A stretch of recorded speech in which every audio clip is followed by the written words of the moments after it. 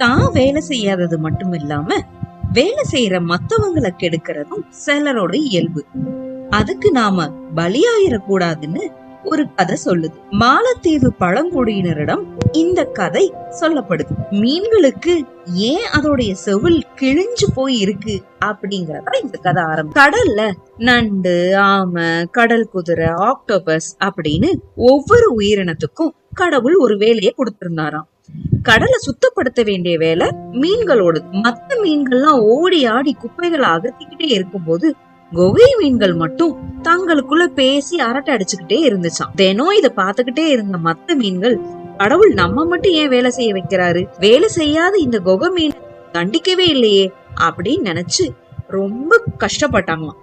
முடிவுல ஒரு நாள் நம்மளும் வேலை செய்ய வேண்டாம் அப்படின்னு கடலை சுத்தம் செய்யாம விளையாட ஆரம்பிச்சுட்டாங்க. இதனால கடல் முழுசும் குப்பை சேர்ந்து துர்நாற்றம் அடிக்க ஆரம்பிச்சு. விஷயம் தெரிஞ்ச கடவுள் மீன்களை கூப்பிட்டு ஏன் உங்க வேலையை செய்யல அப்படின்னு கேட்டாராம். அப்புறம் தான் அவருக்கு தெரிஞ்சுச்சான், இந்த மீன்களை தவறாக வழி நடத்தினது குகை மீன்கள் தான் அப்படின்னு. இதனால ஆத்திரமான கடவுள், இனி குகை மீன்களுக்கு கண்களே கிடையாது, எர தேட கூட சிரமப்படட்டும் அப்படின்னு அதோடைய கண்களை இல்லாம செஞ்சுட்டாராம்.